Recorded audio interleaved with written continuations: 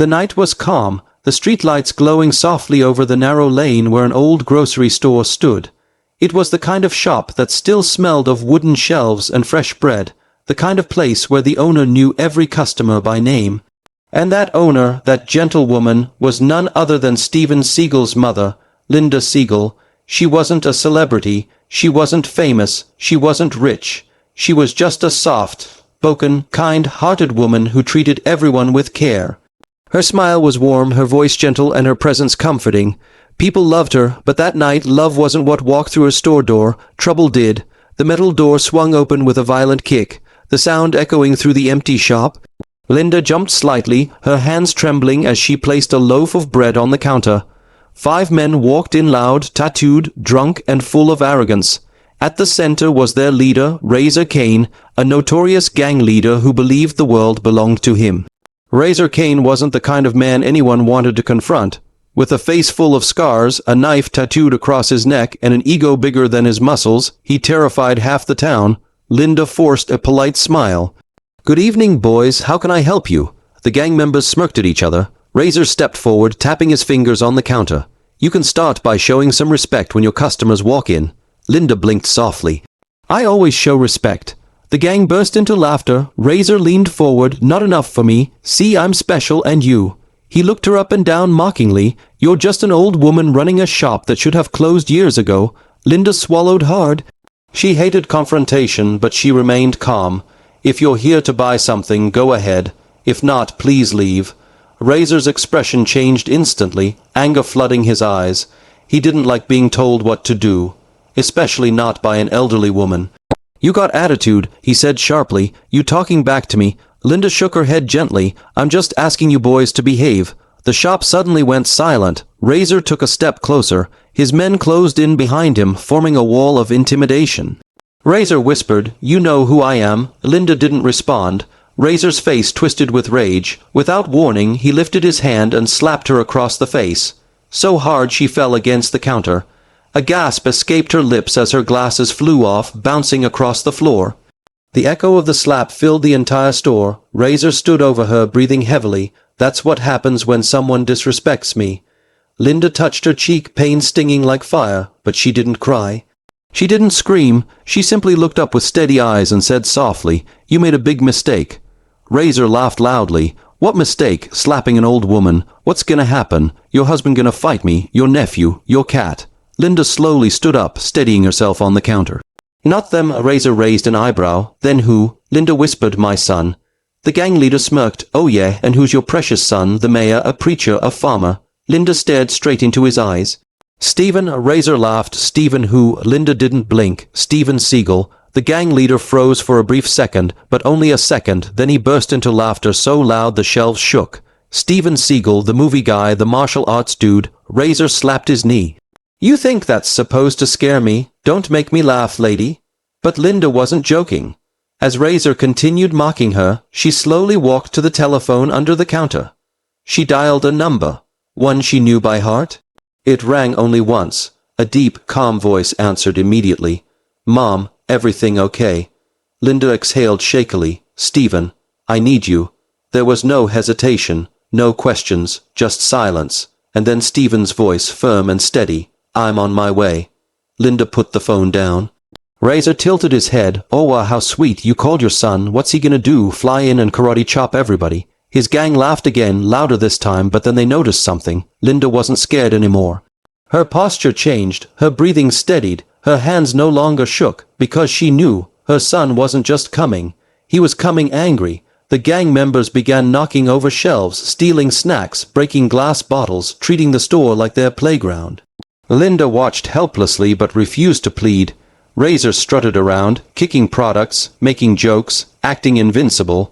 Then one of Razor's guys lifted an old family photograph of Linda with her young son, even as a child, smiling proudly with his first martial arts uniform. The thug laughed. "Hey boss, look, little Stevie with his cute pajamas." He threw the frame on the floor, smashing it. Linda inhaled sharply. That picture was precious to her. Razor noticed her reaction and grinned. "Oh, that bother you?" He stomped on the broken glass and crushed it. "Oops." Linda looked at him sadly. "You truly don't know what you've done." Razor rolled his eyes. Lady, when your son gets here, tell him Razor Kane runs this town, not some Hollywood has-been. But while he bragged, something else happened outside. A black SUV pulled up quietly. The engine shut off. The door opened slowly, and out stepped a tall, broad-shouldered man with a long black coat, tied. Back hair, calm eyes, and a presence heavy enough to stop a storm.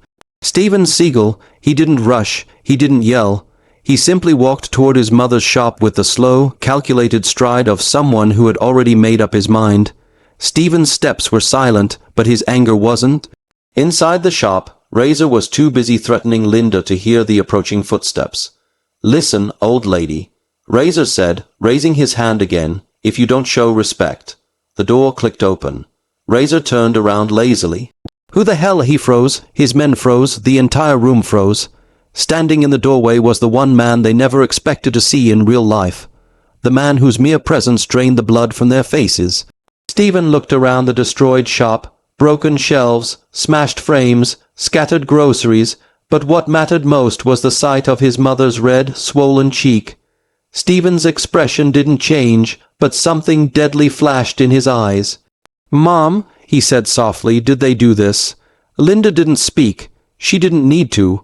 Steven stepped inside, closing the door behind him with a soft click that felt louder than thunder. Razor swallowed hard, trying to regain his arrogance. "So, you're the son." Steven didn't respond. He walked up to his mother, gently cupping her face. "Are you hurt?" he whispered. Linda nodded. "I'm all right now that you're here." Steven kissed her forehead, then slowly turned his head toward Razor. "What did you do to my mother?" Razor forced a smirk. "I corrected her attitude." Steven stared at him without blinking. "You put your hands on her." Silence. Razor's gang shifted nervously. Steven tilted his head slightly. "Answer me." Razor stepped forward, trying to look brave. "Yeah, I slapped her. So what?" Steven took one step closer. The room temperature dropped. Razor tried to puff out his chest. "You think you scare me? I run this town." Steven cut him off, his voice low and icy. "No, you made one mistake." Razor frowned. "Oh yeah, what mistake?" Steven stepped so close that Razor could hear his heartbeat. "You touched my mother." Razor's throat tightened. "And now," Steven whispered, "I'm going to deal with you." The gang tensed. Razor swallowed, struggling to keep his voice steady. "You can't take all of us." Steven cracked his neck slowly. "Watch me." The gang rushed him. Steven didn't move at first. Then, like lightning, he exploded. The first man swung a bottle. Steven caught his wrist, twisted it, and flipped him over the counter so hard the shelves rattled. Another thug charged with a knife. Steven sidestepped smoothly, grabbed the knife hand, and slammed the man into Razor himself. The third attacker tried grabbing Steven from behind. Steven elbowed him in the sternum without turning around, dropping him breathless to the floor. 4 seconds, 3 men down. Razor stared in disbelief. This wasn't a movie. This wasn't a stunt. This was real, and Steven wasn't done. He turned slowly toward Razor, eyes dark, voice calm. "You still think you run this town?" Razor's confidence melted like wax. Steven walked closer. Razor stepped back involuntarily. "You hit my mother," Steven said quietly, "and that means I'm not letting you walk out of here." Razor's hands shook. "Why? You can't do this." "I've got a whole gang." Steven stepped into his space. "Not anymore." Razor lunged in desperation, but Steven caught his arm midair, twisted it behind his back, and slammed him face first onto the counter Razor had marked earlier. Razor groaned in pain. Steven leaned down and whispered in his ear, "You hurt her. Now you answer to me." Razor whimpered. Linda watched silently, not scared, just relieved. Steven wasn't finished. But part 2 begins exactly at this moment when Steven decides Razor's final punishment. And the entire gang realizes they messed with the wrong mother. Razor's cheek was pressed against the cold counter, his breath shaky, his pride shattered. His men lay scattered around the shop, groaning, dazed, or pretending to be unconscious so they wouldn't have to get back up. Steven held Razor's arm twisted behind his back with just one hand, barely using any effort. Yet Razor felt like his bones were about to snap. "Get up," Steven said quietly. It wasn't a loud order. It wasn't a scream. It was calm, too calm, and that terrified Razor more than any threat. Steven released the hold just enough for Razor to stand. Razor pushed himself up slowly, his legs shaking. His gang watched with wide, terrified eyes. None dared to move. Steven stepped back, giving Razor space. Not mercy, space. Razor stumbled to his feet, clutching his wrist. You're gonna pay for this, he muttered weakly. Steven stared at him. Still talking, Razor tried to toughen his voice. I've got more men. More dangerous than these. They'll be here any minute. You don't know who you're messing with. Steven's expression didn't change. I know exactly who I'm messing with. Razor swallowed as Steven stepped closer. Every second felt like a countdown to something he wouldn't survive. You walked into my mother's store, Steven said slowly. You broke her things, you threatened her, you hit her. Razor flinched, his face paling. And you think your men scare me. Steven's voice was steady, but in that steadiness Razor heard something worse than rage. He heard certainty. Razor tried lifting his chin. You think you're invincible. Movies don't count in real life. Steven didn't blink, neither do empty threats. Razor took a step backward. Steven took 2 steps forward. Razor kept retreating until his back hit the wall of snack shelves. The shelves rattled behind him, his breath hitched. Steven didn't raise his fist, didn't swing, didn't even touch him, he just stared. And somehow that was worse. Razor felt a sweat drop roll down his spine. Why aren't you hitting me? Razor stuttered. Steven leaned slightly closer. Because pain fades, fear stays. Razor looked away, ashamed, terrified, defeated. Steven dropped his voice even lower. You're not tough. You're a coward who hides behind scared people. That ends tonight. Razor's jaw trembled. What do you want from me? Steven didn't hesitate. You're going to fix everything you broke. You're going to pay for every shelf, every item, every piece of glass in this store. You're going to apologize to my mother, and you're going to disappear from this neighborhood. Razor blinked. Disappear? Yes, Steven said. Before I decide to teach you a lesson you won't walk away from. Razor's mouth opened, but no words came out. The gang members watched in stunned silence. Their leader had never been this quiet in his life. Do you understand? Steven asked calmly. Razor nodded quickly. Yes, I understand. Say it. Steven said. Razor swallowed hard. I'll fix everything. I'll pay for all of it, I swear. And Steven pressed. Razor's voice cracked. And we'll all leave this area tonight. Steven stepped aside. Razor exhaled like he had been underwater. Now apologize, Steven said softly. Linda, who had stayed in the corner, stepped forward slowly. Her cheek was still red, but she stood tall. Razor looked at her, guilt twisting his face, not because he suddenly cared, but because if he didn't apologize, he knew he wasn't leaving the store alive. I'm sorry, Razor said quietly. Steven narrowed his eyes, louder. Razor swallowed. I'm sorry, I shouldn't have touched you. I shouldn't have done any of this. Linda nodded gently. Fix your life. Hurting people doesn't make you strong. Razor looked down at the floor, ashamed. I will. Steven stepped between them. Good, because there won't be a second warning. Razor nodded, trembling. I understand. But before anyone could breathe, the sound of roaring engines filled the street outside. 3 motorcycles, 2 cars, more men, Razor's backup. Steven's eyes shifted toward the door. Razor's men froze in fear. Razor himself whispered, oh no, they're here. The headlights shone bright through the store windows. Loud voices echoed outside. Weapons glinted. Knives, bats, chains, dozens of footsteps approached the door. Razor's backup gang was bigger, meaner, wilder. Razor whispered frantically, Steven.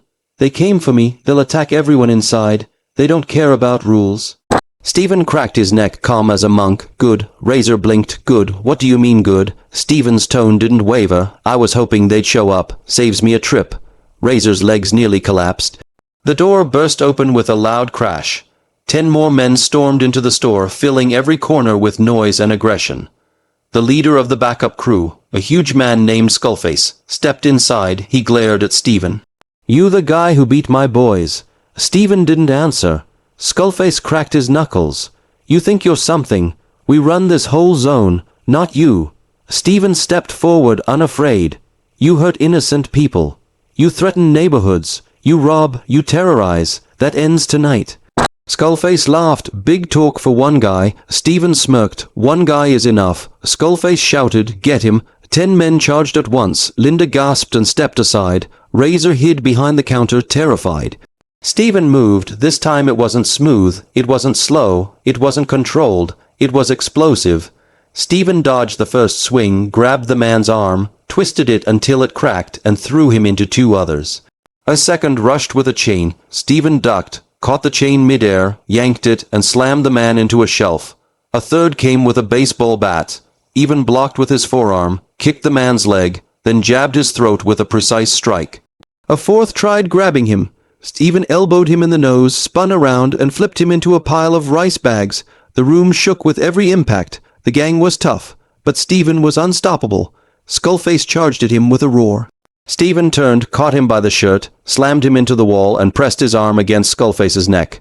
"Still think you run this zone?" Steven asked. Skullface choked. "WH, what are you?" Steven leaned in. "Learning." He released the man, letting him fall to the ground unconscious. The rest of the gang scrambled up, limping, bruised, terrified. The ones still conscious dragged themselves to the exit, carrying their fallen friends. Steven pointed at the door. "You leave this neighborhood tonight. Forever." The gang didn't argue. They ran, all of them. When the last engine roared away, the shop fell silent again. Razor stood up slowly, staring at Steven with pure disbelief. "Why didn't you call the police?" Steven looked at him. "Because justice is faster when I handle it." Razor nodded vigorously. You'll never see us again, I swear." Steven gave him one cold look. "If I do, you won't walk away." Razor nearly fainted. He grabbed his injured men and dragged them out of the store. Silence settled again. Linda exhaled deeply. "Steven, you could have been hurt." Steven walked to her, softened, and hugged her tightly. "Nobody touches you, Mom. Nobody." Linda finally let her tears fall. "Thank you, son." Steven held her a moment longer. "Let's clean this place up." Linda smiled through the pain. "Together. Always," Steven said. Outside, the street was calm again.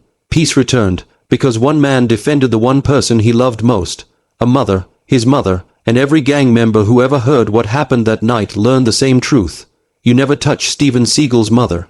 Not if you want to keep your bones intact.